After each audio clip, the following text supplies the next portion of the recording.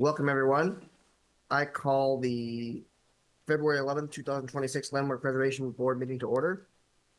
Before we move on to the agenda items, I'd like to acknowledge our hybrid meeting format.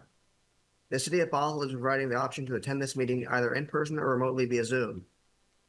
For those participating via Zoom, the chat and question functions are not available for use to ensure compliance with the Open Public Meetings Act. We have a public comment agenda item at the beginning of the meeting. This time is for comments on issues not on tonight's agenda. Please limit these comments to 3 minutes. Please note that the City of Bothell does not tolerate verbal harassment. Please remember this during your comments. Public comment will be allowed both in person and via Zoom. Those wishing to comment via Zoom were asked to submit an online form by 3 p.m. today. People wishing to submit written comments were also asked to submit those comments by 3 p.m. Email was encouraged as well and will be acknowledged. Those in attendance may also make comments and have been asked to indicate their desire to comment on the sign-in sheets. The Imagine Bothell notice, city website, and tonight's agenda all provided information to the public for providing comments.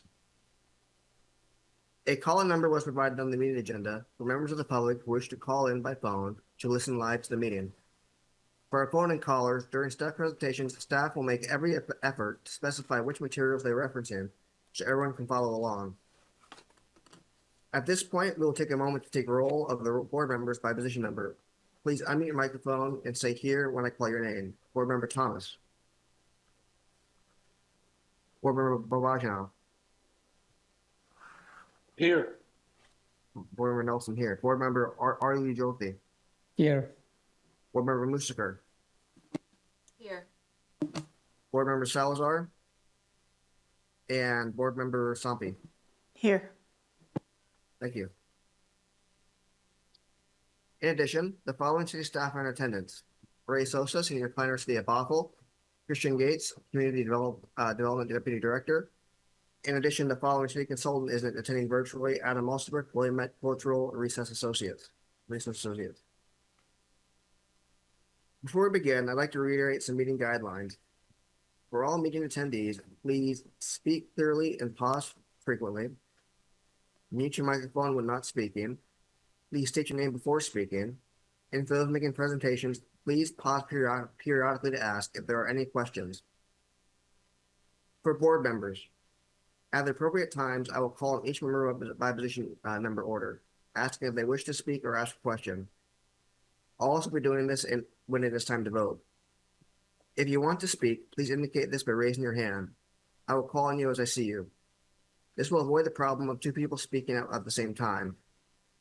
Please identify yourself before you ask to speak, make a motion or second a motion, or participate in debate. And please mute your microphone when not speaking. If there are any objections, please raise your hand. Seeing none. The first item on the agenda is non-agenda public comments. If there are any members of the public here, that they may speak now about items that are not on tonight's agenda. City staff, do we have anyone wishing to submit a public comment? There are no members of the community in the council chambers, and there's nobody online identifying a desire to speak. Thank you so much. Next, we'll go to approval of meeting minutes. Minutes from the January 14th, 2026 regular meeting were included in our packet for review. Would a board member like to make a motion to approve the minutes?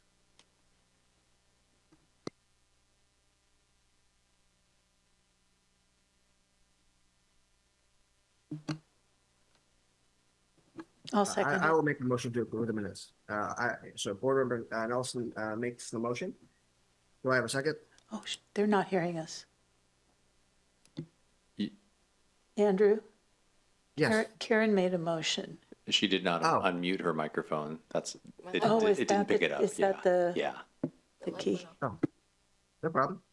No problem. Board member Musker makes the motion to approve the minutes. Is there a second? I second it. Board member Sampi seconds. Is there any debate? Seeing none, I will call on each member for their vote. Board member Bobajano.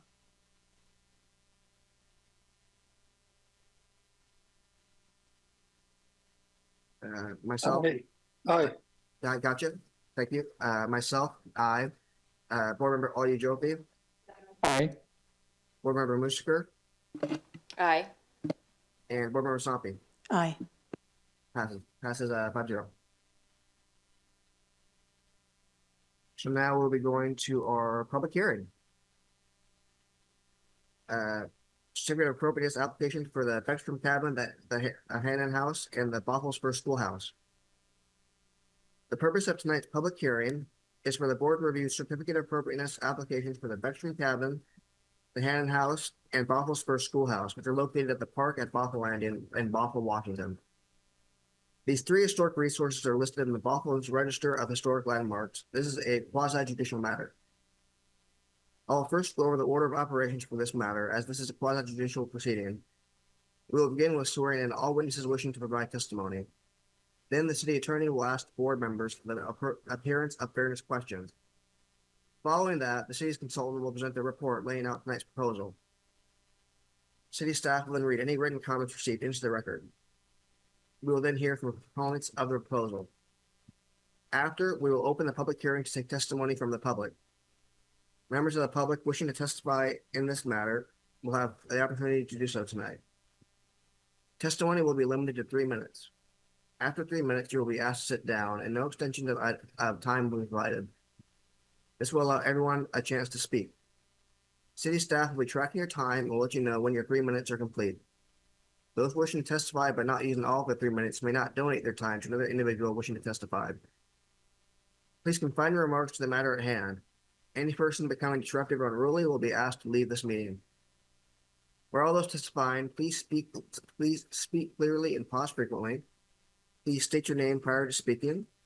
If you are joining remotely, city staff will unmute your microphone when it was your opportunity to testify. At the end of the public testimony, city staff and the project proponents will have the opportunity to present any rebuttal. And at that point, the public hearing will be closed and the board will commence deliberations. So we will now be swearing in all witnesses who will testify in these proceedings.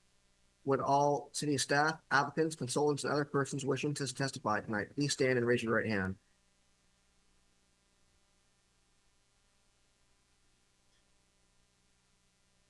Thank you. Do you promise to tell the truth in these proceedings? If so, please respond, I do. I do. Thank you all. You may be seated. City Attorney, will you please ask each member of the board the appearance of fairness questions? And I'm going to give the city attorney the night off. I'm Christian Getz, the Deputy Director with Community Development. So I'm going to run through the appearance of fairness questions with each board member. There are 7 questions. I'll run through them with each of you, and we'll move on after that. So first on my list is Board Member Babajanov. First question, do you have any interest in the property or application or own property within 300 feet of the property subject to the proposal? I do not. Does your employer have an interest, financial or otherwise, in the outcome of this proceeding? He does not. Is there any prospective employment for you or a member of your family as a result of the outcome of this proceeding? No, it is not. Do you have any familial, social, or business relationships or connections with any of the parties or non-parties who have an interest in the outcome of this proceeding? I do not. Do you stand to gain or lose any financial benefit as a result of the outcome of this proceeding? No. Have you engaged in any ex parte communications with either proponents or opponents of the proposal? No. And finally, can you hear and consider the proposal in a fair and objective manner? Yes. Thank you. I'll move on to Chair Nelson. Do you have any interest in the property or the application or any property within 300 feet of the property subject to the proposal? No. Does your employer have an interest, financial or otherwise, in the outcome of this proceeding? No. Is there any prospective employment for you or a member of your family as a result of the outcome of this proceeding? No. Do you have any familial, social, or business relationships or connections with any of the parties or non-parties who have an interest in the outcomes of this proceeding? No. Do you stand to gain or lose any financial benefit as a result of the outcome of this proceeding? No. Have you engaged in any ex parte communications with either proponents or opponents of the proposal? No. And finally, can you hear and consider the proposal in a fair and objective manner? Yes. Thank you. Board Member Arul Jyoti is next. Do you have any interest in the property or the application or own property within 300 feet of the property subject to the proposal? No, I do not. Does your employer have an interest, financial or otherwise, in the outcome of this proceeding? They do not. Is there any prospective employment for you or a member of your family as a result of the outcome of this proceeding? No. Do you have any familial, social, or business relationships or connections with any of the parties or non-parties who have an interest in the outcome of this proceeding? No. Do you stand to gain or lose any financial benefit as a result of the outcome of this proceeding? No. Have you engaged in any ex parte communications with either the proponents or opponents of the proposal? No. And finally, can you hear and consider the proposal in a fair and objective manner? Yes. Thank you. Board Member Musker, do you have any interest in the property or the application or own property within 300 feet of the subject property of the proposal? No. Does your employer have an interest, financial or otherwise, in the outcome of this proceeding? No.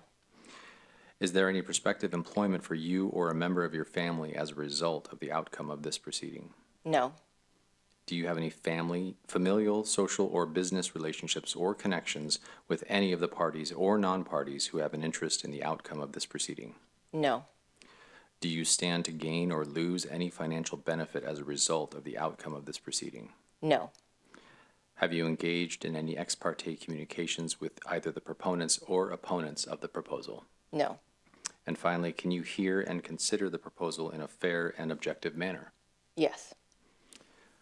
All right. And finally tonight, Board Member Sampi, do you have an interest in the property or the application or own property within 300 feet of the subject of the proposal?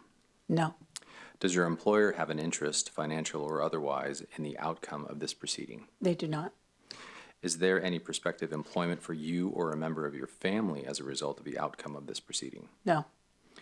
Do you have any familial, social, or business relationships or connections with any of the parties or non-parties who have an interest in the outcome of this proceeding? No.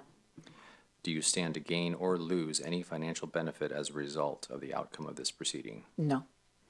Have you engaged in any ex parte communications with either proponents or opponents of the proposal? Yes, but not probably within the last year. Okay.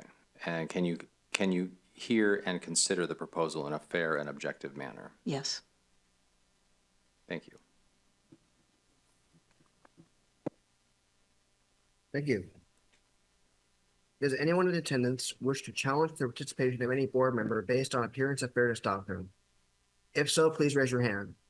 When called upon, please state the name of the member and the reasons why you believe they should be disqualified from this matter.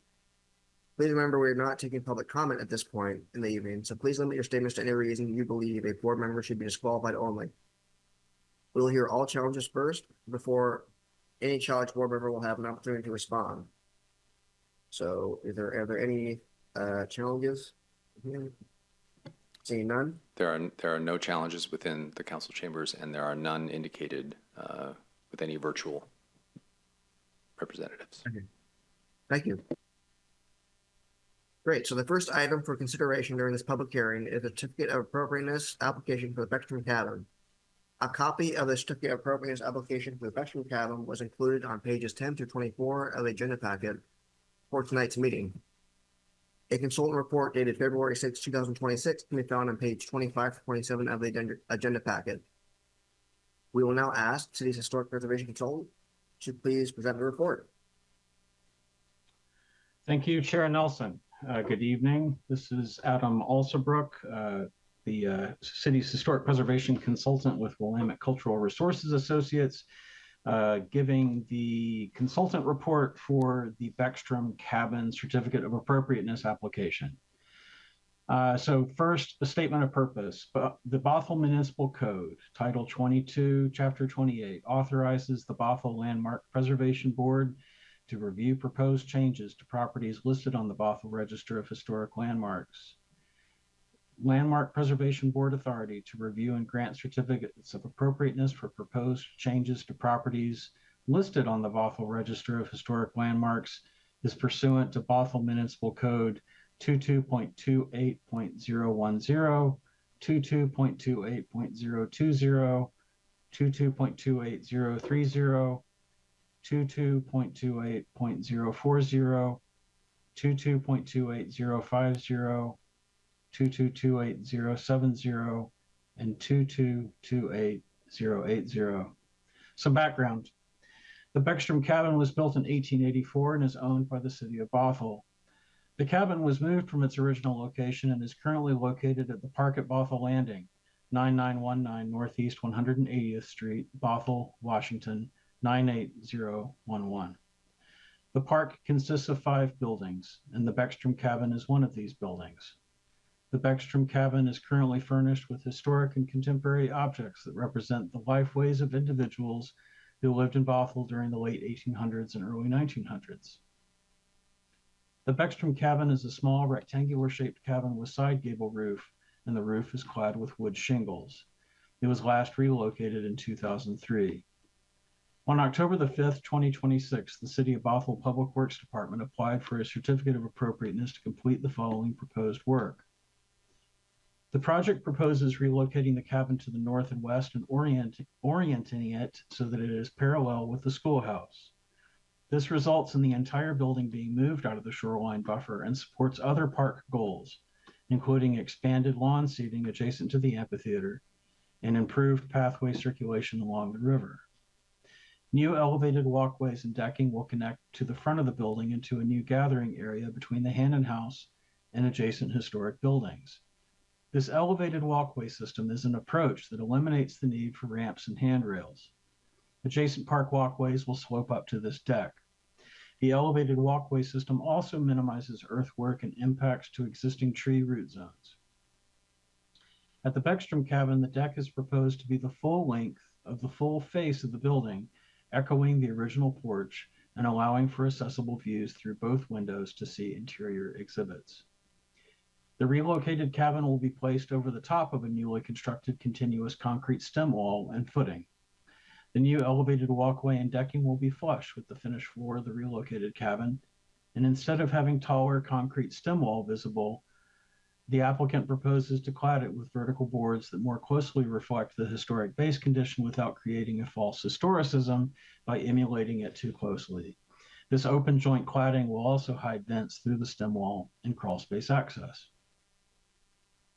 At the raised walkway to accentuate the threshold and differentiate between new wood construction and historic wood construction, the applicant proposes ADA compliant galvanized metal grating between the gap, and see the attached visualization in the application.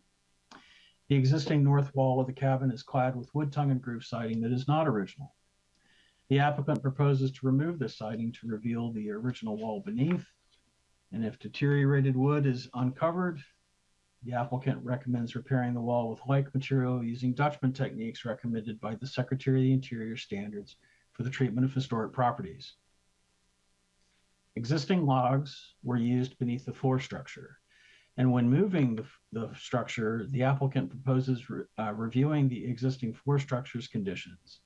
And if all looks good, they propose reusing the original floor structure along with improvements made during the cabin's last move in 2003.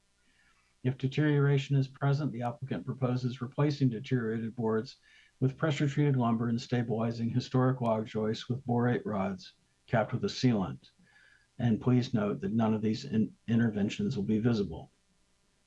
The consultant recommendation is as follows.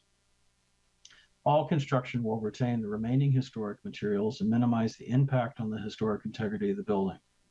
New work will not change, obscure, or destroy character-defining features and materials. It is the consultant's recommendation that the proposed work meets the Secretary of the Interior standards for rehabilitation, specifically standards number 2, 3, 5, 6, 9, and 10, which you may review below. The consultant recommends that the Landmark Preservation Board grant a certificate of appropriateness for this work. Chair Nelson, that concludes the consultant report. Thank you. City staff will now read into the report any written comments received. City staff, has the city received any written comments?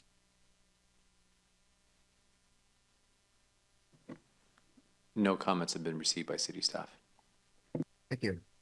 We will now, as a project applicant, we will now have the project applicant speak on the proposal. Please recall you will have 15 minutes to within which to speak.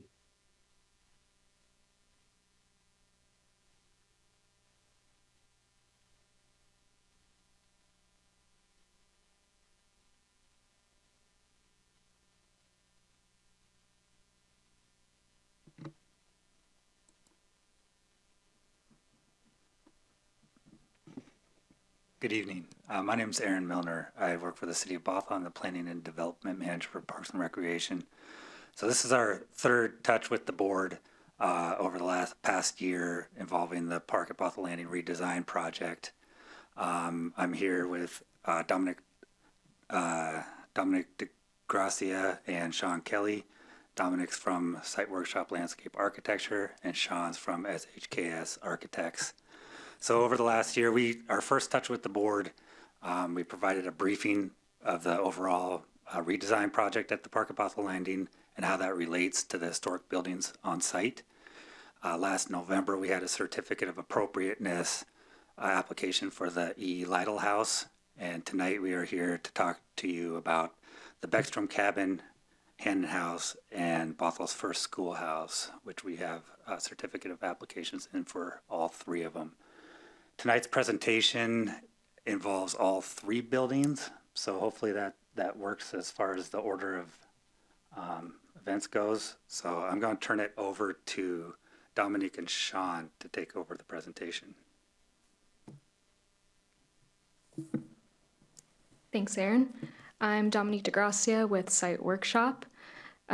This is just a quick timeline overview of the project. We are currently in 2026, and we actually just finished design development, and we will be moving into construction documentation and permitting shortly. This is the study area. Again, we're looking at the park at Bothell Landing. And then these are the critical areas that we've been taking into account throughout the entire design process. So the wetland buffer is in magenta, the shoreline jurisdiction is in a light red peach color, and then the river stream buffer is in red. And then just a quick reminder of the existing conditions of the site, and the historic buildings are in the center in that orange. And throughout the design process, we've held a variety of public engagement meetings, including public meetings, open houses, and focus groups. And this is an overall summary of the comments we've received throughout those meetings. And with all the feedback, we've come to this concept plan. Sorry, one second.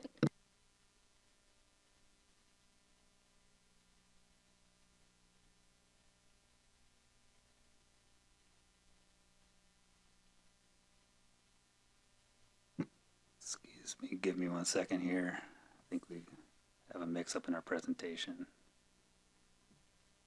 No problem. You'll have to just plug that in.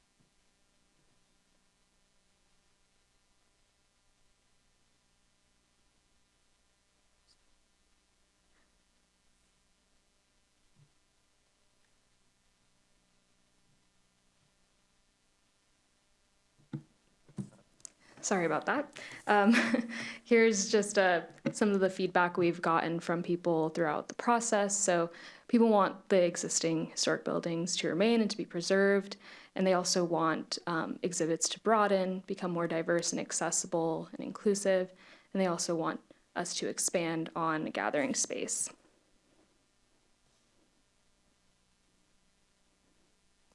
So with all the feedback, we've come to this current site plan, and we're highlighting the 3 historic buildings on site right there in the middle in that dark brown color.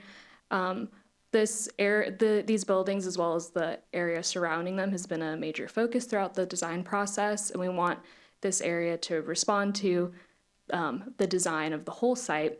So we're really taking all of that into consideration during the process we've been going through. So some of the improvements that we're proposing are moving the Beckstrom cabin adjacent to the schoolhouse, and this changes the relationship of the buildings to one another and it's creating this smaller gathering space within them. We're also proposing removing non-compliant ramps at the Hannan house and the schoolhouse. And with that, we're proposing a new elevated walkway and deck that provides accessible routes to the Hannan house, the front of the schoolhouse, and the front of the Beckstrom cabin. And this deck removes the need for ramps and creates an accessible access to all 3 buildings on site. And then we're also proposing restoration to the schoolhouse that includes replacing windowsills and painting the schoolhouse. And I'll turn it over to Sean to go through each building. Yeah, thank you for that context, Dominique. I think it's important that we do look at that larger context so we can analyze all 3 of these buildings collectively, the first of which is the Beckstrom cabin here. You can see its original photo, or the one that we've been basing a lot of our research off of. Here you can see it originally had this overhanging roof that has since been replaced, as well as this kind of protruding porch. Its relationship with the ground was previously lifted a little bit higher than what we currently see today. As well, there was a lean-to, you can see on the right side of the image, which we presume was actually constructed later, though we don't have any documentation of when that was constructed specifically, although there has been a number of stories told about the first settlers sleeping in there and what they would store in there. So it was originally constructed in 1885. It was built on the Beckstrom homestead. A lot of this is a repeat of what Adam has already covered in terms of context, but I could probably breeze past this and just state that it has been moved twice. It was moved to the site in the early 2000s. It's 16 feet by 12 feet, and it's rectangular in footprint, and it is an example of an early settler's cabin in Western Washington. With, I guess, the most prominent detail is that of its joinery, these original dovetail joints that came from Norway. And the Bothell Historical Museum is using it to essentially tell the tale of what the early settlers, how they lived. Here you can see the existing conditions. So east is on the left, so an oblique view from the north and east, and the north elevation. You can see the roof has been replaced more recently in the right-hand image. And of course, the relationship with the ground is a little lower than it once was.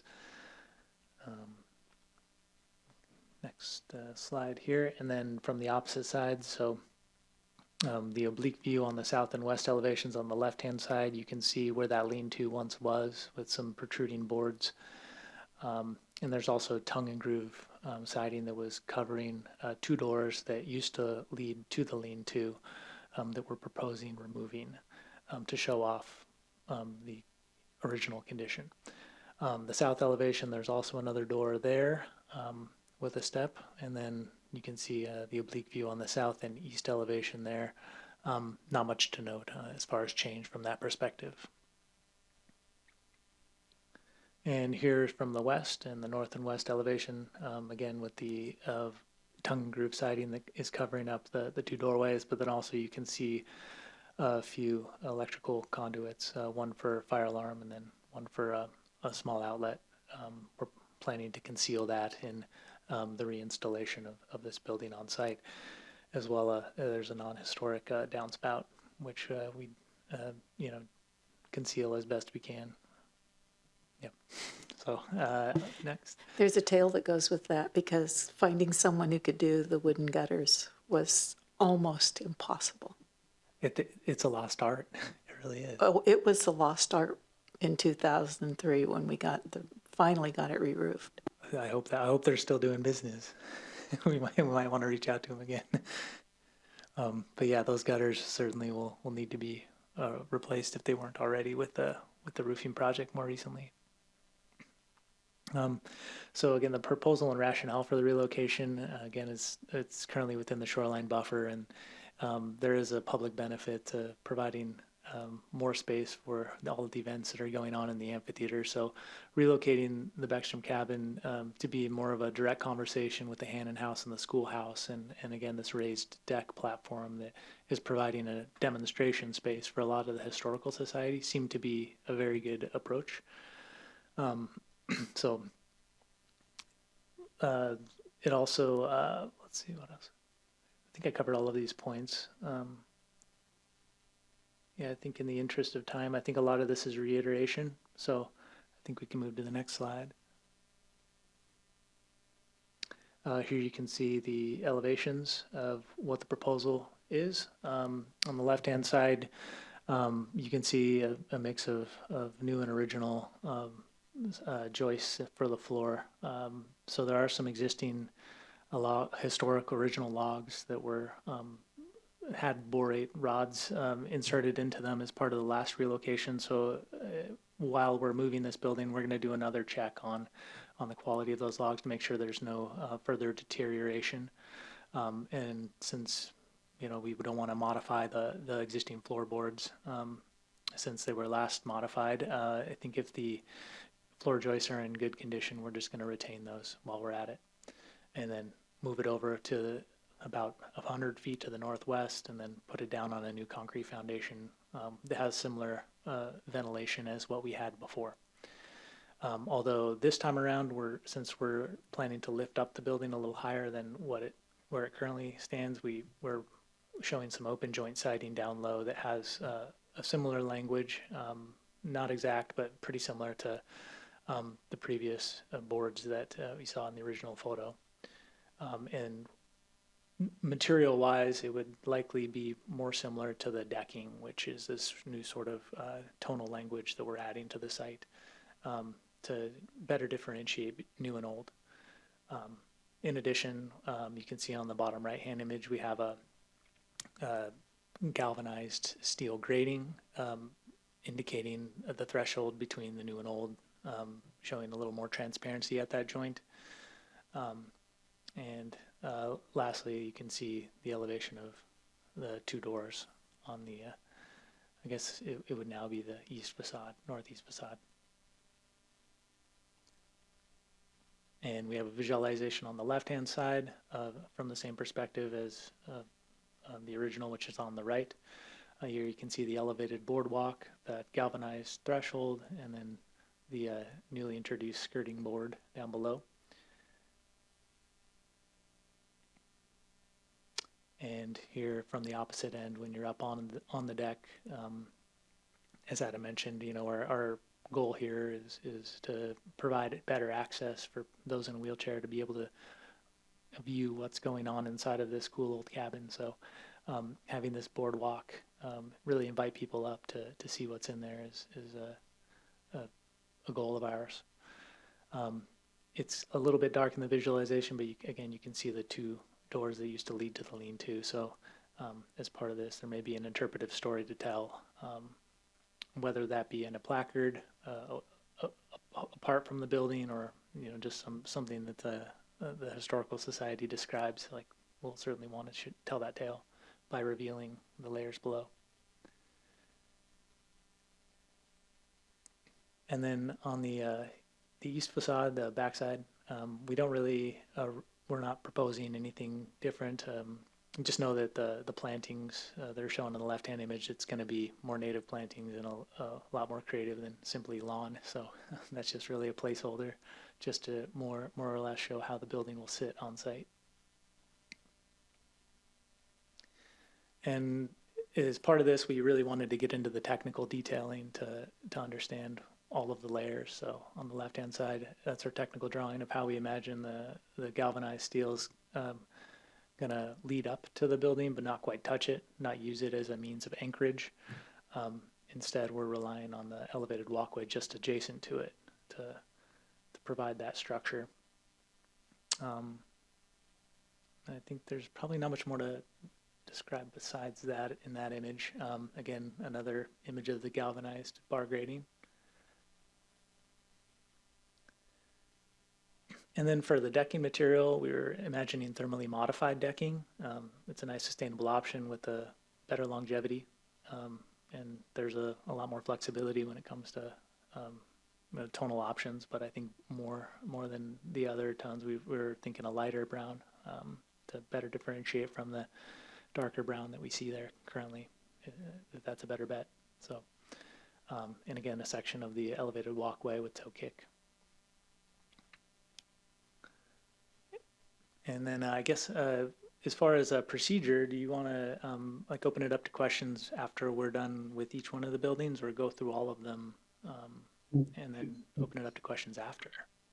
Yeah, just do it in the order, like, we'll do the Beckstrom cabin and then Hannan house and then the Bothell's for Schoolhouse. And so, each time you don't have to give the preamble, like you can just give the part of the presentation that specifically applies, just to that particular building. But I'll turn it over to the chair now to continue from the meeting script. Thank you. I will now open the public hearing for this matter. We want to ask members of the public to present testimony. Members of the public, if you wish to testify, please raise your physical hand, or joining remotely, please raise your virtual hand. City staff will call on those with hands raised until all of those who wish to testify have done so. Please remember to state your name, confine your remarks to the matter at hand, and that you have a time limit of 3 minutes. City staff will alert you when your time limit has expired. Is there anyone who wants to provide public testimony? There is nobody in the council chambers. There's no one in the council chambers, and there's nobody in the virtual waiting room. Okay. So, Well, thank you. I now close the public testimony.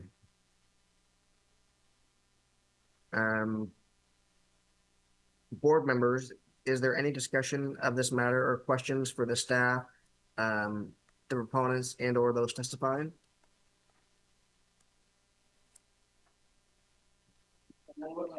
Board member Baba Jagad. I have a few questions.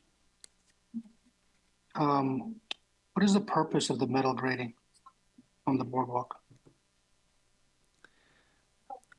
So we're showing it at all three of the buildings, and I think it was important for us to really differentiate between new and old. So we have wood material on either side,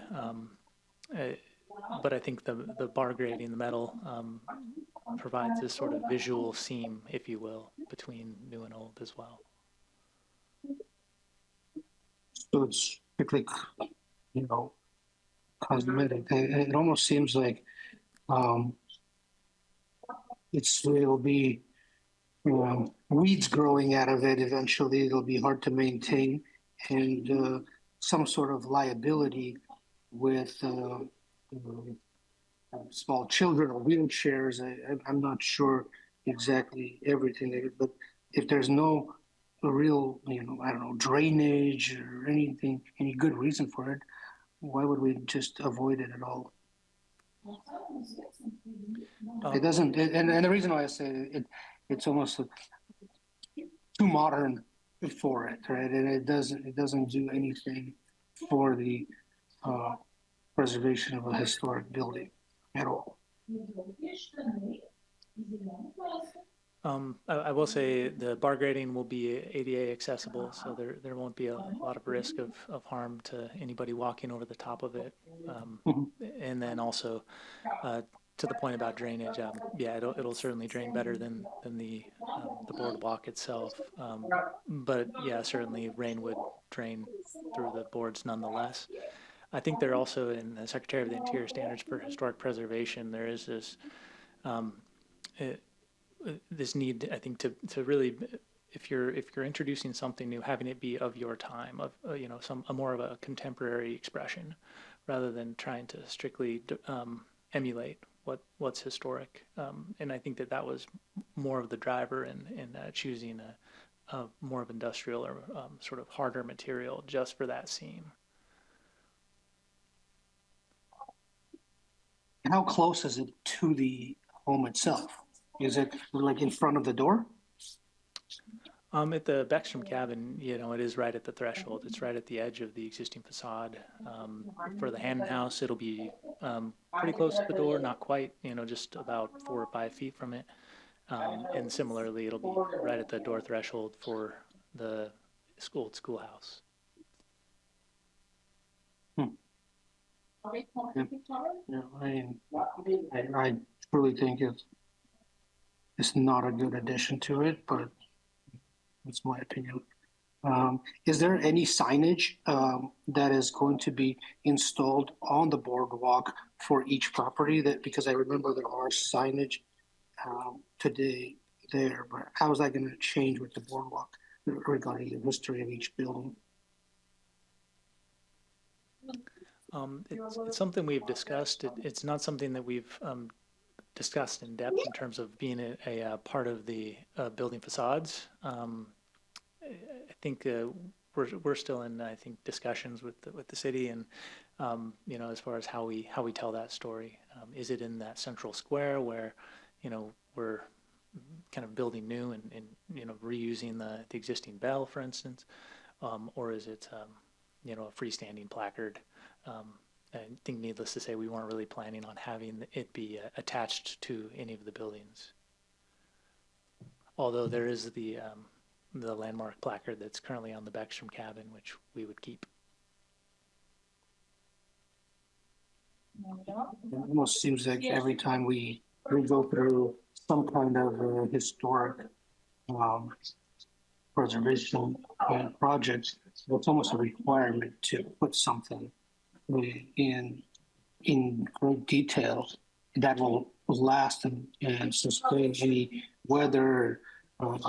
It's hard to say when there's going to be another opportunity to put something there.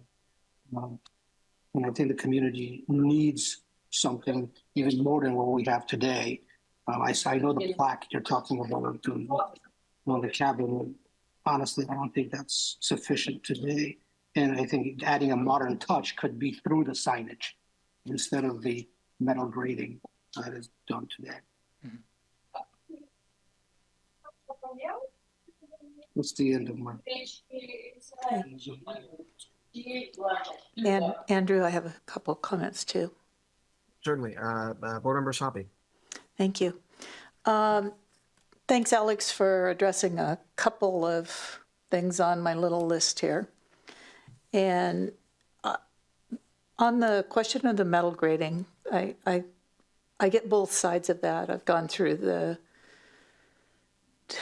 the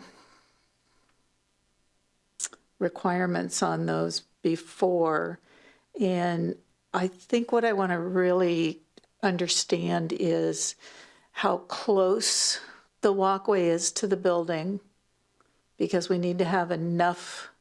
It needs to be close enough to not be a hazard. I see on the general detail that you have that we have a 4x4 toe kick there, whether that would be up against the cabin or stop short of where the frontage on the cabin is directly. I am assuming that we're not allowing wheelchairs to roll into the cabin because the entry is not accessible.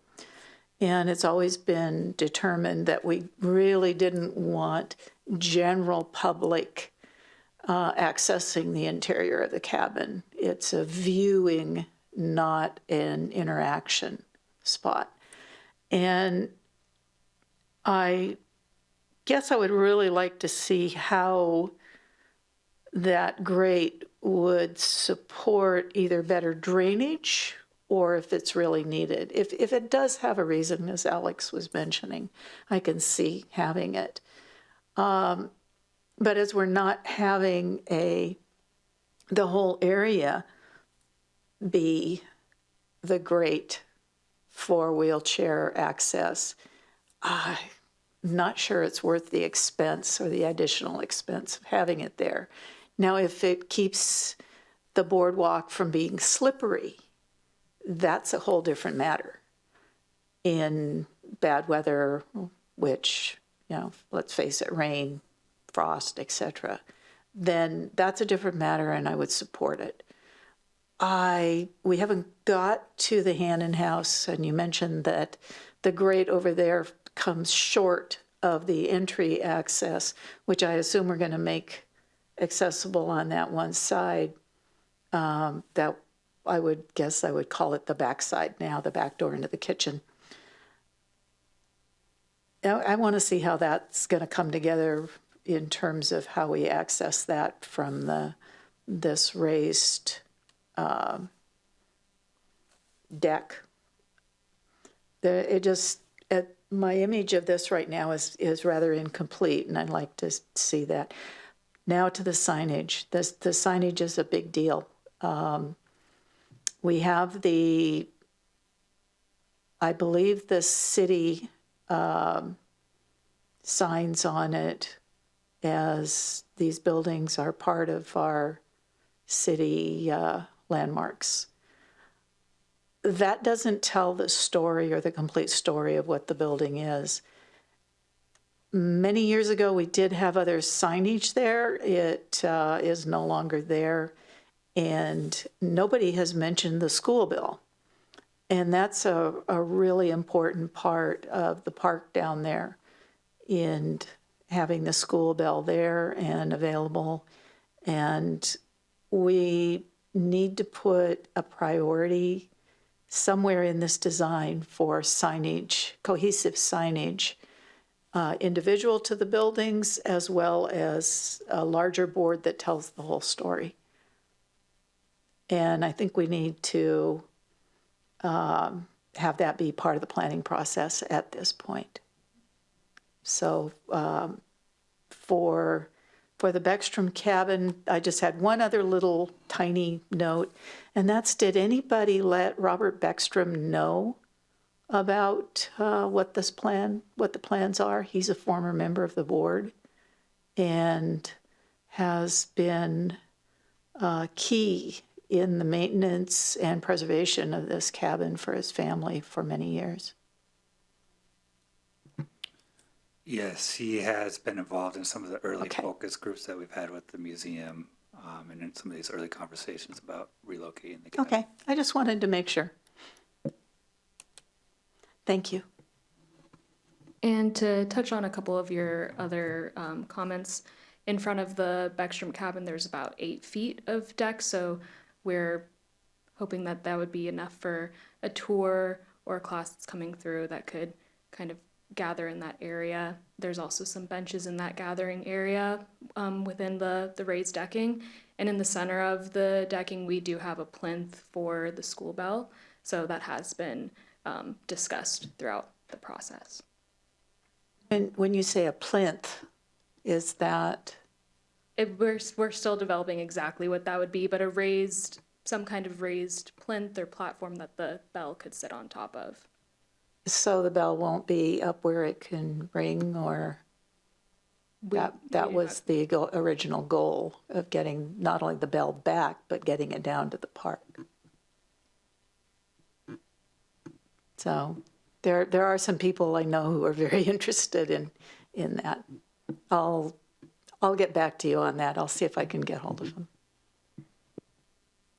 And then for the touch on the signage, we do have an artist that is involved in this process, and she has looked at a lot of interpretive signage, and this area is one of the areas that we're looking at for interpretive signage. Within it, we'll have some kind of signage for each building. So we do have an art plan that's part of our design development package, but it's not part of this application. Okay. Yeah, we can discuss. I'll say one more thing too about the metal grading. It oftentimes what we see with buildings that are constructed lower to the ground, especially in a rainy climate like this, is we'll get a lot of splashback and a lot more wear on the lower ends of the building. There would be some added benefit when putting that metal grading closer to the building to avoid that level of splashback and discoloration, especially in an exposed timber facade such as this. So I think there would, in this specific instance, be an added benefit to having that threshold here. Possibly less so for, say, Hannan House or Schoolhouse, but I feel like that consistency of language would warrant adding it to those others as well. And I know that there's a difference in preference, I think, between certain people seeing this, and there may be a middle ground that we can strike material wise, and willing to discuss that with everybody. So.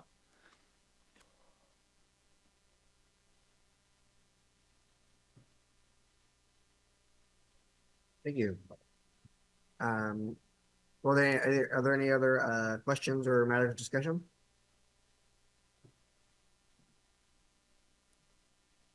Seeing none. Well, now we have to make a recommendation. Would a board member like to make a motion?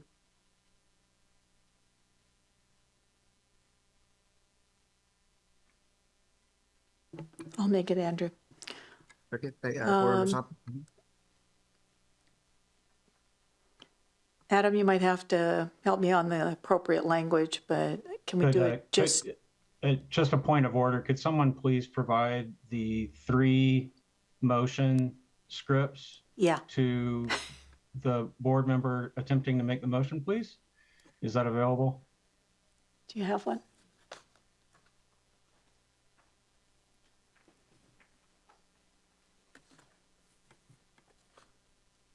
Yeah, it's not listed in our packet.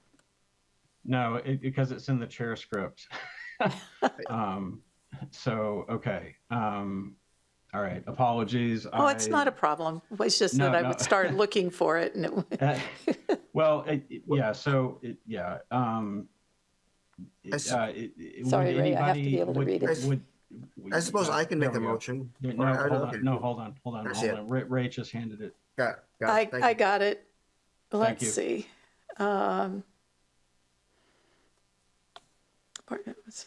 Make a motion. Okay. I make a motion to approve the certificate of appropriateness application for the Beckstrom cabin.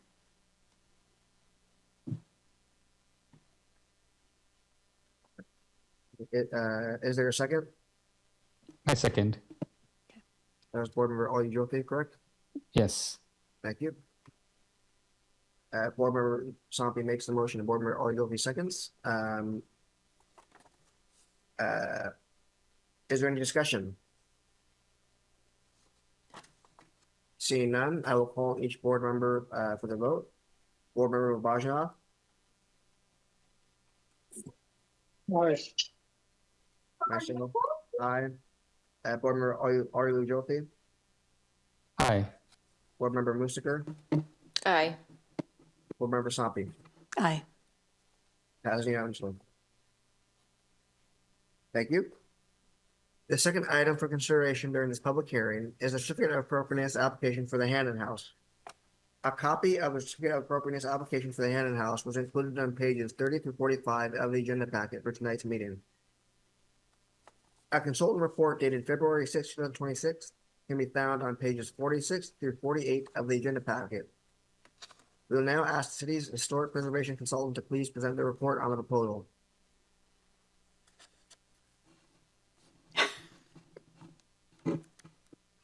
Apologies, I lost my place. No problem. Sorry, that's lots of documents. Apologies. Okay. There's a lot of pages too, so I don't blame you. Yeah. Adam, Page 46. Yes. before you start that, can I ask you a question? Yes, please do. They did give us the multiple options for Correct. the motion. And is it really more appropriate legally to use the one where we cite the Department of Interior? That we qualify that the request that they be used in the design? I see an argument for yes or no. I mean, it's not absolutely required. I've seen ones go through the board without citing that, but I look at the legal language here, and that's why I'm asking you. Okay. So, yeah, so for those following along, Adam Alsobrook, the city's historic preservation consultant with Willamette Cultural Resources Associates. So the motion has to have a finding of fact. Yeah. And so that's how the finding of fact is justified, is through use of the Secretary of the Interior standards. And there's also the ability to condition something. It's like, if the board decides that they want to add or remove something, they can also do that as well. So yeah, that's the take on that language. Okay.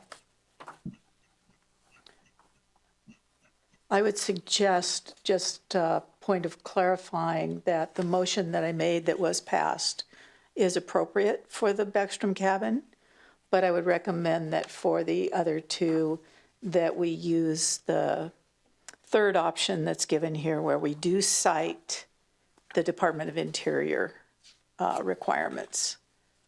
It's a little bit more clarifying on the language, Andrew, just to, once I got a chance to see how this was put down. No problem. Yeah. So, okay. So my apologies. I must not have made it very clear. There are 3 options in the chair script. Right. And so all of 3 of the options had references to the Secretary of the Interior standards.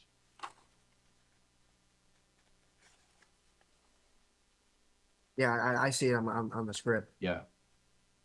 Okay, well, I just wanted to make sure, because we don't want to make a motion that isn't qualifying to the, and referring back to the interior requirements.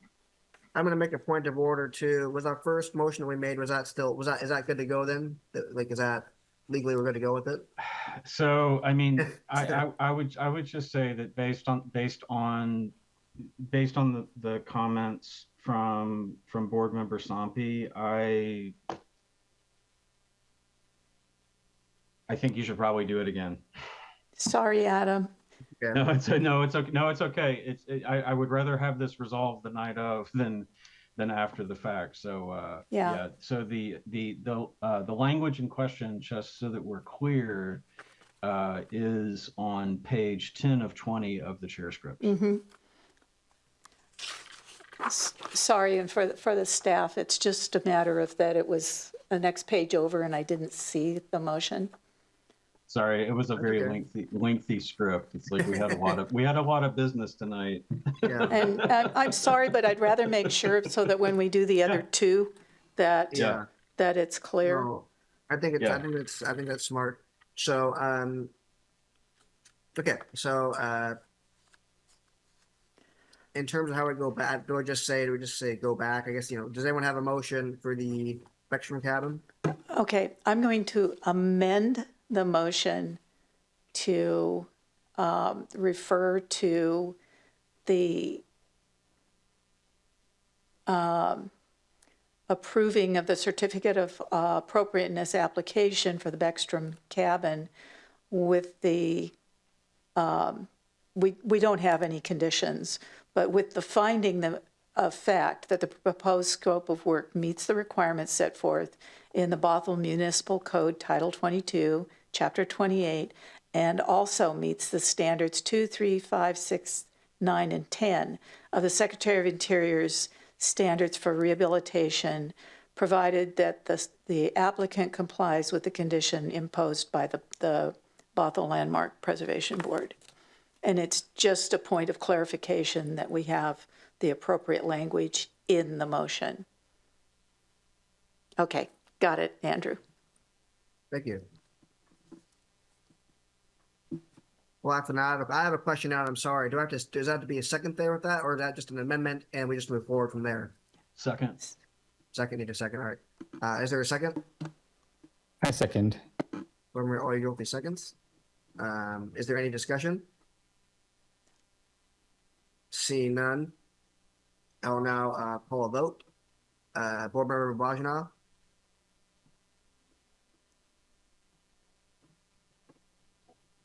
Aye. myself, aye. Board Member Arlene Joffe, Aye. Board Member Musiker, Aye. Board Member Sampi. Aye, Passes unanimously. Excellent. Thank you. thank you. Now you can do your report on the Hannan House. No, yeah, thanks for bearing with us on that. It is very unusual, as members of the board know, it's very unusual to have 3 cases in one evening. So thank you for bearing with me and bearing with staff on this. So thank you very much. So I'm not going to reiterate the purpose. It's going to be the same purpose as stated in the Beckstrom cabin. This is the Certificate of Appropriateness application for the Hannan House, Park at Bothell Landing. The Hannan House was built in 1893 and is owned by the city of Bothell. It was moved from its original location and is currently located at the Park at Bothell Landing in Bothell. The park consists of 5 buildings, and the Hannan House is one of these buildings. And the Hannan House is currently furnished with historic and contemporary objects that represent the turn of the century. The Hannan House is a historical residential house, basically rectangular in shape with a cross gable roof configuration. It is 1.5 stories tall and measures approximately 26 feet wide by 45 feet long on each floor. The tall, steep gable with decorative shingles rises above the wraparound porch on the front or east elevation. Similar tall gables rise above the first floor on the north, south, and west sides in a cruciform shape. On February the 5th, 2026, the City of Bothell Public Works Department applied for a certificate of appropriateness to complete the following proposed work. The existing museum is not currently accessible.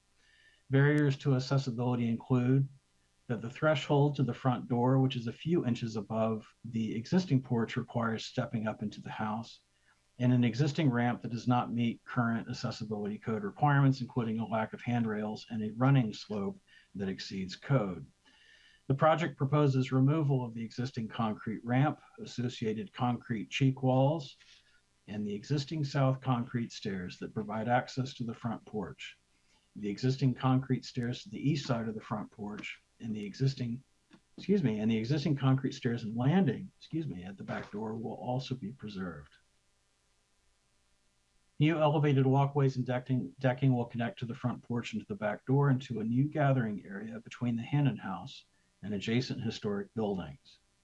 This elevated walkway system is an approach that eliminates the need for ramps and handrails. Adjacent park walkways will slope up to this deck, and the elevated walkway system also minimizes earthwork and impacts to the existing tree root zones. Along the south side of the porch, where the existing concrete cheek wall is removed, the applicant proposes adding skirting boards to match the existing condition on the north side of the building. At the main entry, the door threshold is plus or minus 4 inches above, is about 4 inches above the porch deck, We propose overframing with a painted wood deck finish to match the surrounding materials. The wood decking will taper at a minimum slope of 1 to 20 to meet the original decking material. We would not propose modifying existing historical material, and the proposed detail will be reversible in case removal is desired in the future. At the raised walkway at the south edge of the existing porch, to accentuate the threshold and differentiate between the new wood construction and historic wood construction, The applicant proposes an ADA compliant galvanized metal grating in the gap. The grating will be about 8 inches wide and will run the full length of the walkway and landing. Excuse me. The consultant's recommendation is as follows: that all construction will retain the remaining historic materials and minimize the impact on the historic integrity of the building. The new work will not change, obscure, or destroy character defining features and materials. It is the consultant's recommendation that the proposed work meets the Secretary of the Interior standards for rehabilitation, specifically standards number 2, 3, 5, 6, 9, and 10. And the consultant recommends that the Landmark Preservation Board grant a certificate of appropriateness for this work. Chair Nelson, that concludes the consultant report. Thank you. City staff will now read into the record any written comments received. City staff, has the city received any written comment? There are no comments with the community development staff. Thank you. We will now ask the project applicant to speak on the proposal. Please recall that you will have 15 minutes within which to speak.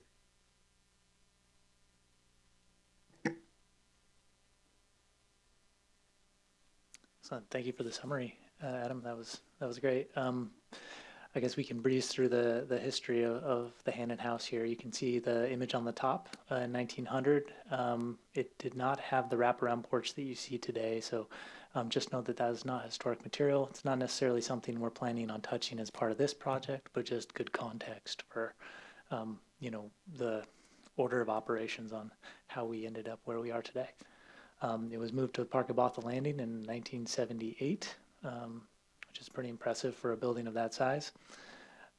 It's a good example of the Queen Anne style and played a pretty significant role in early architectural expression in Bothell. Currently, the Bothell Historical Museum uses it for their purposes, and similar to the Beckstrom cabin, I think there's a story to be told about, what implements and whatnot were used in early Bothell life. So we can jump to the next image.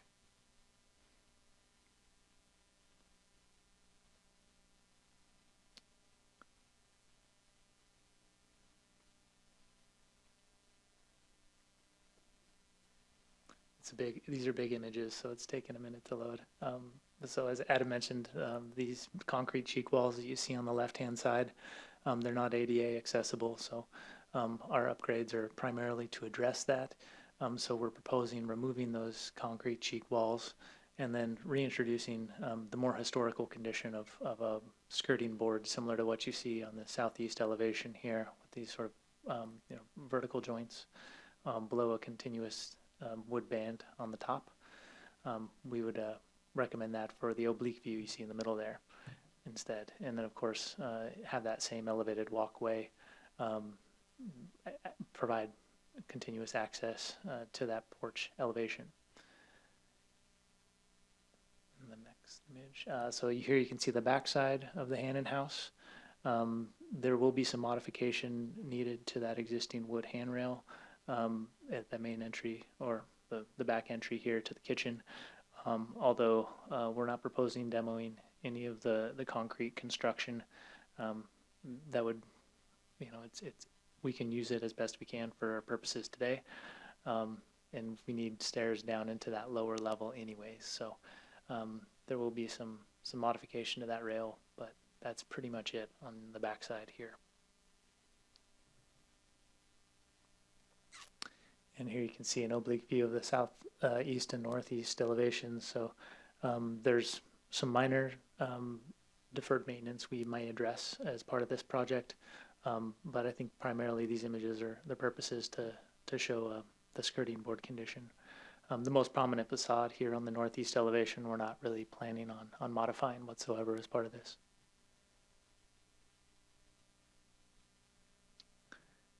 And here's again a summary of the proposed modifications.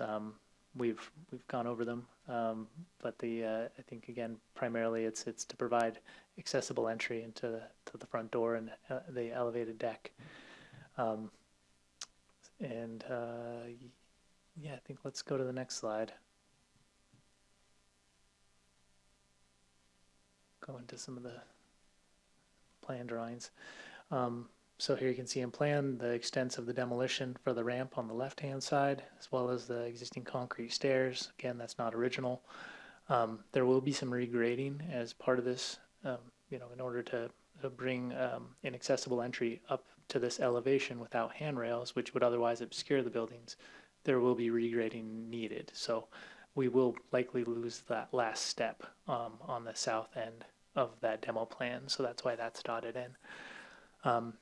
Similar to the Beckstrom cabin, we would also use that same metal grading approach at the threshold from the new elevated deck section to the more historic threshold of the building.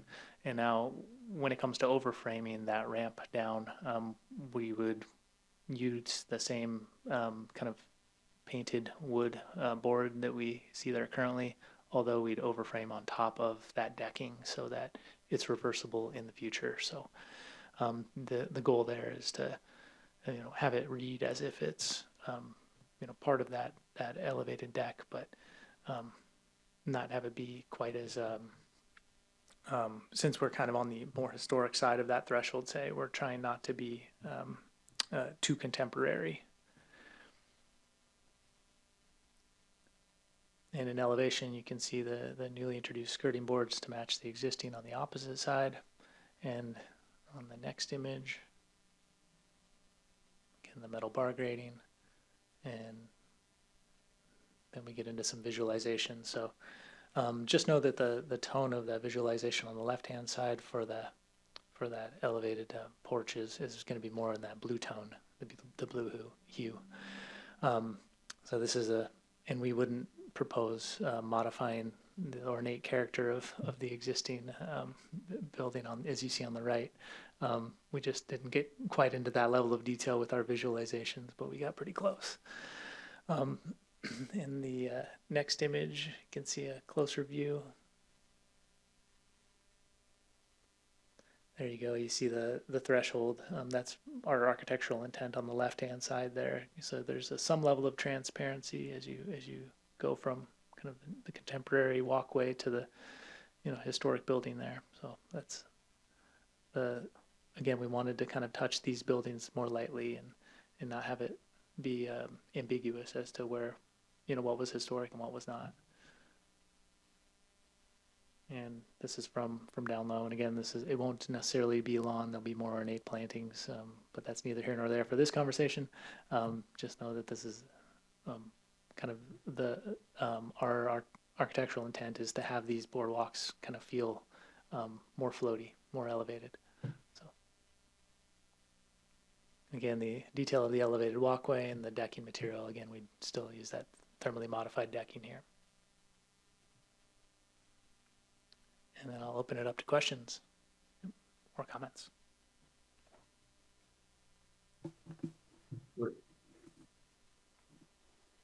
Andrew? Yeah. Can I do the public ahead. hearing first, then we'll go to questions? Okay. I'll now open the public hearing for this matter. We will now ask for members of the public to present testimony. Members of the public, if you wish to testify, please raise your physical hand, or if joining remotely, please raise your virtual hand.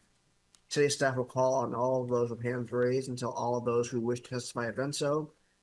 Please remember to state your name, confine your remarks to the matter at hand, and that you have 3 minutes to speak. City staff will alert you when your time limit has expired. Is there anyone wishing to provide public comment for this public testimony?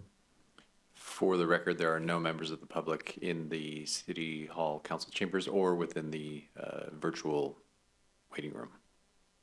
Thank you. I will now close public testimony. Board members, is there any discussion of this matter or questions for staff or opponents and/or those testifying?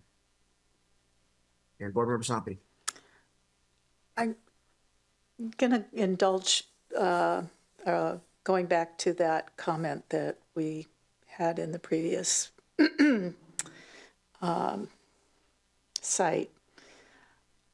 I just don't see a real reason for the addition of the metal grate. I know that in transitioning from some spaces to a historic space, it's nice to have a separation. There's some good reasons for it. And the intent is in the the documents, but I just don't see it here. And I just don't see it actually for the buildings down here. In this community, we know that the buildings are historic. We don't need to designate a line that separates the building from the walkway. And the only other, that's just a comment, and it's the same comment's going to come up on the schoolhouse, FYI. But I would like to understand maybe how wide that walkway is, because that's a raised walkway. And it's going to limit access by how wide it is, especially because I can't tell how raised it is. Is it 1 foot? Is it 18 inches? We won't really know till later. I understand that. But if it's not wide enough to really provide a space for moving a group of school kids or even adults accessing that area, it's going to be a problem. I'm just putting that out there because I'm starting to look at how much of our area there is raised for access. And it's, I guess I need to see more information on that. That's not something that has to be addressed now. That is a design criticism that can be dealt with in the future.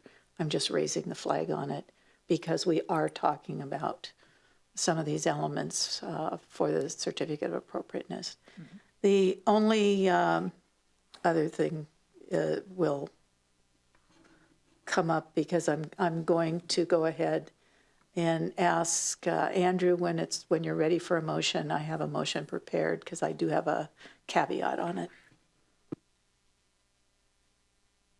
Understood. Are there any other questions or matters of discussion?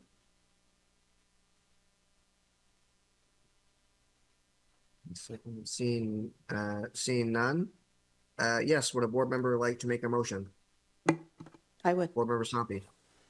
Okay, I move to approve the certificate of appropriateness application for the Hannan House with the following conditions: to include design and approval by the Landmark Board and the Bothell Museum for the interpretive signage that includes all the historic buildings and the school bell at the park at Bothell Landing. With the finding of fact. I'm sorry. Point of order. Can't do it. That is not under your purview. That is not under your purview. How can I? You can only address the proposal at hand. Okay, I'll leave it out for now. Because we do need to get it in there, Adam. You don't have purview Okay. over anything other than the buildings that are designated landmarks. We'll be happy to look into it. Yeah, they are part of the designated design, landmarks. for what it's worth. Yep. The buildings are. The Okay, house so petting it's- zoo is not. Okay, The park is not. okay. Understood. Okay, I still move to approve the certificate of appropriateness application for the Hannan House with the following conditions. So I guess I go back to the not following conditions, right? Because I really don't have any conditions except that we want to restore signage. Yeah, Adam, I'd probably go to the other one then. Okay. With the finding of fact that the proposed scope of work meets the requirements set forth in Bothell Municipal Code Title 22, Chapter 28, also meets the standards 2, 3, 5, 6, 9, and 10 of the Secretary of Interior Standards for Rehabilitation, provided that the applicant complies with the conditions imposed by the Bothell Landmark Preservation Board.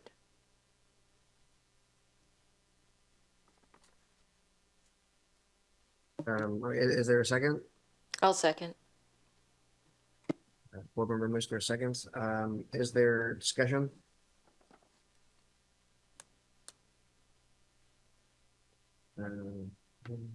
Seeing none, we will now take a vote. Board Member Vajna,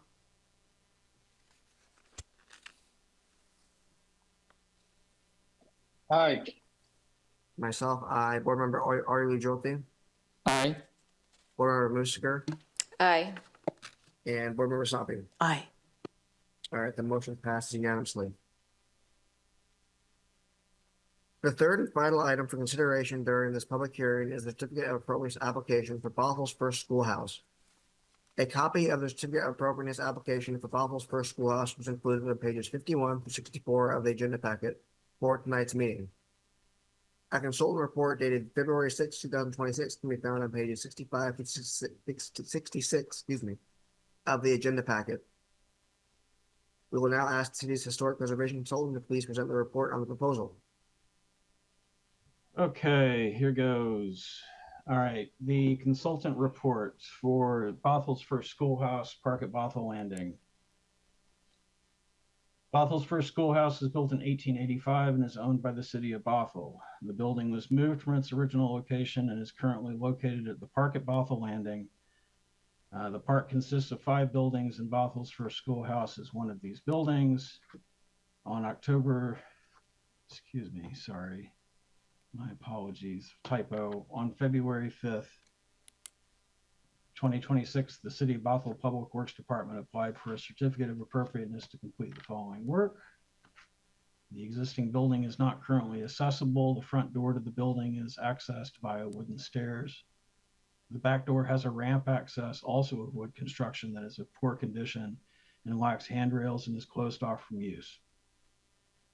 The project proposes removal of the existing front stairs and ramp to the back door. A new elevated walkway and decking will connect to the front door to a new gathering area between the schoolhouse and adjacent historic buildings. This elevated walkway system is an approach that eliminates the need for ramps and handrails. Adjacent park walkways will slope up to this deck. The elevated walkway system also minimizes earthwork and impacts to the existing tree root zones. Access to the back entry will be provided via a new staircase that will match the style and finishes of the new elevated walkway and decking system. At the raised walkway, to accentuate the threshold and differentiate between new wood construction and historic wood construction, the applicant proposes ADA compliant galvanized metal grating. This grating will be about 8 inches wide and run the full length of the walkway and landing. Deferred maintenance will also be addressed, including replacement of rotten wood sills, a rotten wood sill at the west facade, gutter replacement, and the exterior will also be prepped and painted with a color to match the existing. The consultant's recommendation is to retain all the construction will, retain the remaining historic materials and minimize the impact on the historic integrity of the building. New work will not change, obscure, or destroy character-defining features and materials. It is the consultant's recommendation that the proposed work meets the Secretary of the Interior standards for rehabilitation, specifically standards number 2, 3, 5, 6, 9, and 10. And the consultant recommends that the Landmark Preservation Board grant a certificate of appropriateness for this work. Chair Nelson, that completes the consultant's report. Thank you. City staff will now read the report into the record. Any written comments received? City staff, has the city received any written comments? No comments were received. Thank you. We will now ask the project applicant to speak on the proposal. Please recall that you will have 15 minutes to speak.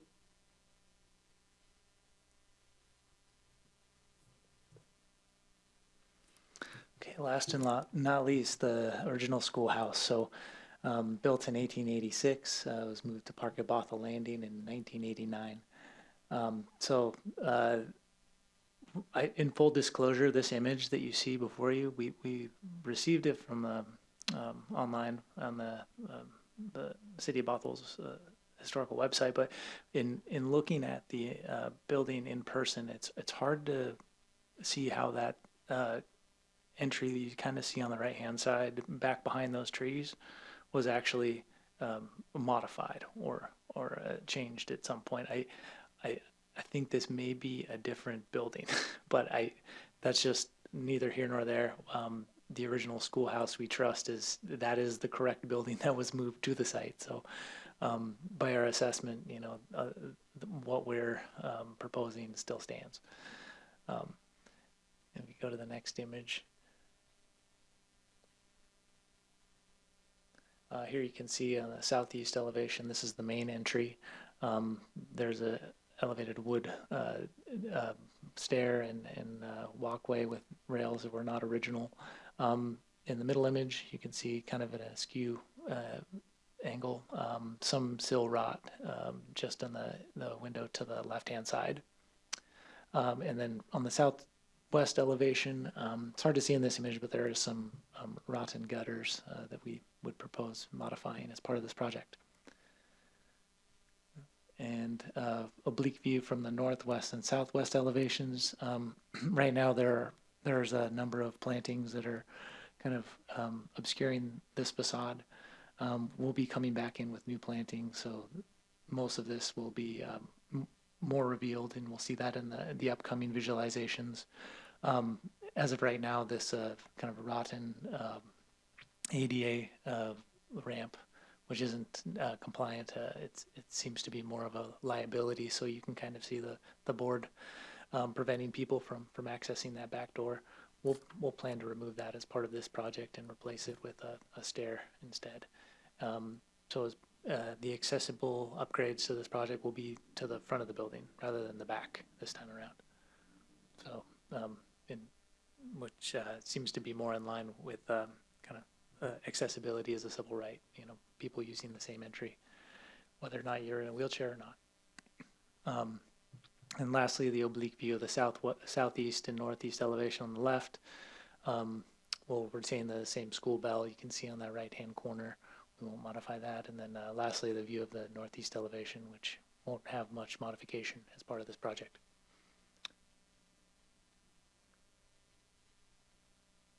Okay, and then to reiterate, our main goal here is to improve accessibility for the schoolhouse. So we went over those scope items in the previous slides. And then there's also the deferred maintenance. So again, deteriorated sills, we would replace those to match existing. We'd replace the existing gutters, or the deteriorated gutters to match the existing. And then lastly, sand and paint the existing wood siding and trim to match the existing colors. And again, some more visuals of that deteriorated sill, as well as the metal grading threshold we're proposing to add to the project. Again, distinguishing new from old. And then the replacement of the gutters you can see in the top image. And then lastly, the wood ramp we're replacing with a new staircase.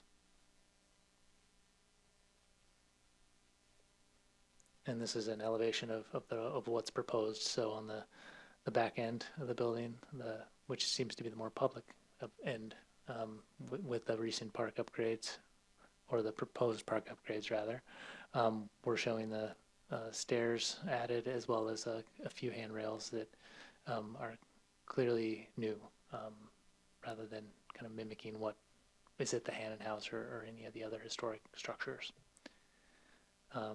We'll see some visualizations of what that looks like in the next few slides.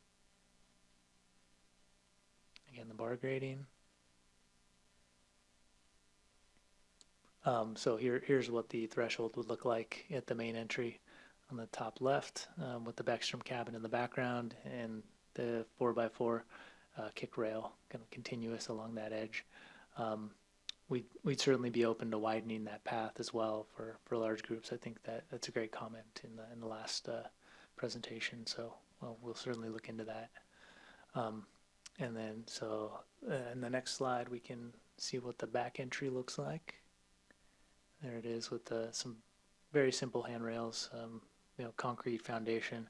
Again, the goal here is to show this new stair in a more elevated way. It's kind of floating similar to the deck on the front end of the building. And again, we still use that same threshold we're using elsewhere. But as far as the facade on this end of the building, we're not modifying the architectural character.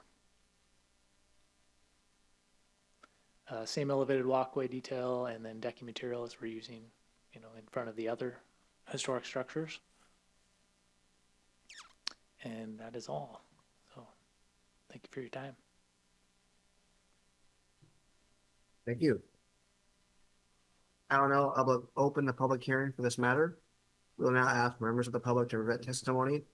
Members of the public, if you wish to testify, please raise your physical hand, or if you're joining remotely, please raise your virtual hand. The city staff will call on all those with hands raised until all of those who wish to testify have done so. Please remember to state your name, confine your remarks to the matter at hand, and that you have a time limit of 3 minutes. City staff will alert you when your time limit has expired, and anyone wishing to provide testimony. Again, there's no one in the council chambers and there's nobody in the virtual waiting room. Thank you. I will now close the public testimony. Board members, is there any discussion of this matter or questions for staff, the proponents, and or those testifying? Yes, Board Member Bubba John, I have a question. Go ahead.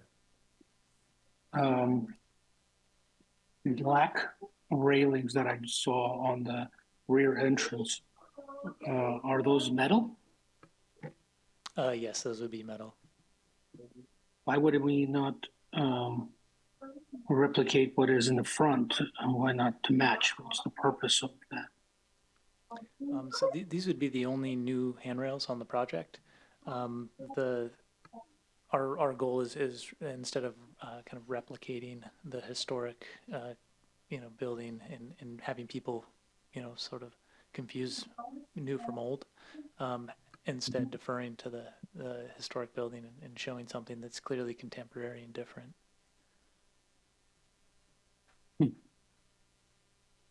Okay, I'm not sure if that's necessary, but I personally would like to, if I had to do it my way, it'd probably be matching. And it's, it doesn't necessarily, it's kind of like craftsman style, which is fairly common in our area, even in modern homes. So I'd probably say, please go with wood. Not metal, not a very industrial.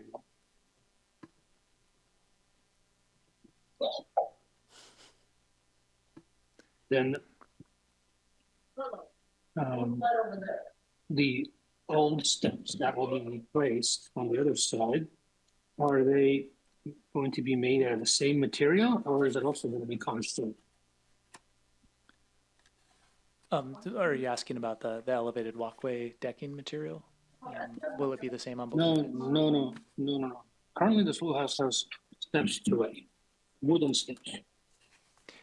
Yeah, so the existing wooden steps to the front door will be demolished. Those are the non-original steps, and then instead we'll have an elevated walkway that will bring people in at the same finished floor elevation to make. How do you know they're not original? Because I was under the impression they are original. Just based on the historic photos that we saw, and then seeing it up close in person, it did not appear to be original. Interesting. I guess I would want to have some information on that, because maybe I'm not the expert here, but it kind of gives it an interesting look, and I think the community has. I've seen, and I personally have pictures of, people sit on those steps and take pictures on those steps.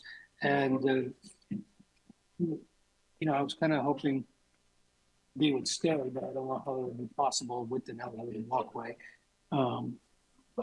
So that's that. Even if they were added, were they added 50 years ago, 70 years ago? Do you have any information on that? It appeared to be added when it was moved to the site, just given the age of the wood. Yeah. So yeah, it would likely be in the 80s. All right. And I suppose we do have that public hangout area in the kind of central square that will likely provide a really great spot for future photos. So yeah. Okay. Thank you, sir. Thank you. And Is there any other questions in our matters discussion? yeah, Vicky. Board Member Soppy, go ahead. I'm going to second Alex's comment on the back steps and rails, that we are replacing the front of the building with the accessible deck, and definitely would widen that if you've been over there and with school groups. You need to be able to get them all lined up right in front of the school right there. And, you know, if we're giving up the steps, and I totally understand that because we need to make this accessible and we need to make it available. Let's make it wide enough to accommodate them. However, on the backside, that's going to be where people take pictures. And I mean, there's one part of me that's very pragmatic and would say put in the metal industrial ones that'll be there for the next 70 years. But that's not this building or the point of our historic buildings down there. And maybe we can keep the ground impervious to wear and tear and rot of the wood porch sitting on top of it. But I would vote for maintaining some kind of interpreted wood stairs back there that's reasonably, in keeping with the architecture of the building and would accommodate a family group sitting there or standing. So the material of the decking on the back where those stairs are, that will be a similar wood, a thermally modified wood. I understand, but that in keeping with the architecture would be that you'd want it to be white or something that goes along with the interpretation. And you did show and have a comment about the historic building in the first presentation and the gable that was on it. The gable was removed. At least that's the story I have from the people involved in the moving of the building. And it was added later when the building was used for a home. And then it was removed to bring the school down. Yeah, thanks for that. Yeah, Sure. Good to know.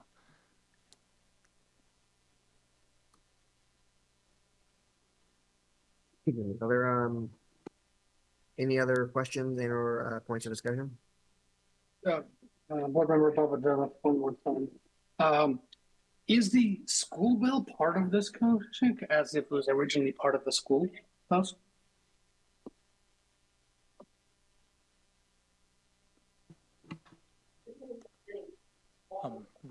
We haven't really addressed it as part of this project so far, but we'll certainly be displaying that in the central square that we'll be creating between all three of these buildings. As far as how it's displayed and whether or not it rings, I think that's something we haven't really gotten too deep into, but we're willing to, hear your suggestions. Well, I just didn't know if it was appropriate to discuss that during this meeting, but I think Member Zombie was trying to discuss it previously. There was a problem, so I just found out, are we supposed to, and is it in our jurisdiction? Talk about that. Andrew, can I? Yep. Board Member Hoppy? Yep. Alex, the bell was lost for many years, like about, my understanding, like 50 or 60 years. And when it was found, previous board members wanted it to be displayed in the, down with the park and the old schoolhouse.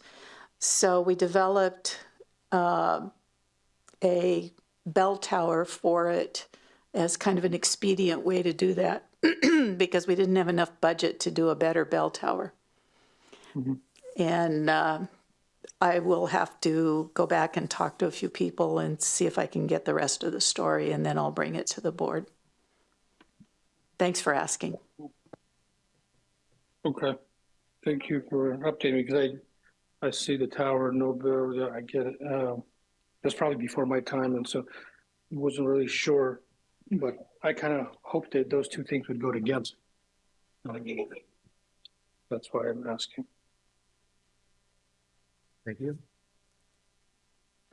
Yeah. Any more discussion or questions? Seeing none, would a board member like to make a motion? I will. I move to approve the Certificate of Appropriateness application for Bothell's First Schoolhouse as submitted, with the finding of fact that the proposed scope of work meets the requirements set forth in Bothell Municipal Code Title 22, Chapter 28, and also meets standards 2, 3, 5, 6, 9, and 10 of the Secretary of the Interior Standards for Rehabilitation. Is there a second? I'll second.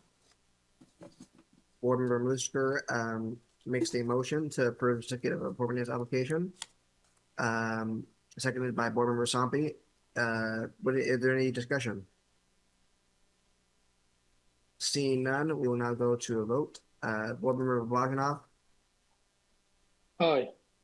myself, aye. Board Member Arlie Jolty, Aye.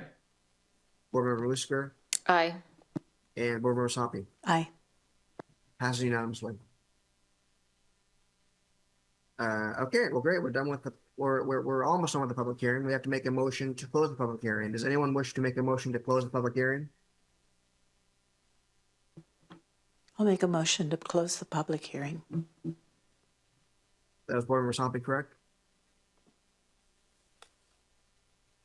Was that Yeah, Board Member oh, Sompi? yes, sorry. Oh, no, but no problem. Board Member Sompi makes the motion to close the public hearing. Is there a second? Second. Board Member Bogdanov seconds. We will now take a vote. Well, I guess any discussion real quick? Now seeing none, then I will take a vote. Board Member Bogdanov, Aye. myself, aye. Board Member Arlie Jolty, Aye. Board Member Musker, Aye. and Board Member Sompi. Aye. The public hearing is hereby closed at 7:46 p.m. Moving to reports from staff. Are there any items? Are there any reports from staff? Only report from staff will be next meeting scheduled for March 11th. We have slated to begin discussions around landmark code updates. We'll be bringing that back along with any other items that we need to add. Thank you. Report from members. Are there any items a board member wishes to discuss?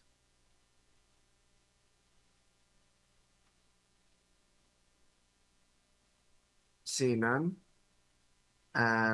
Would a board member like to make a motion to adjourn? If so, please raise your hand. Actually, you know what? Just say your name and just make the motion. My motion to adjourn. I motion to adjourn. And that was board member Musker. Yes. Board member Musker motions to adjourn. Is there a second? I'll second it. Board member Sompi seconds. Well, then we'll now take a vote on that. Board member Bogdanov, Aye. myself, aye. Board member Arlie Jolty, Aye. Board member Musker, Aye. and Board member Sompi. Aye. Thank you all. We are adjourned. Great, thank you. Thank you. Thank you. Thank you. Recording stopped.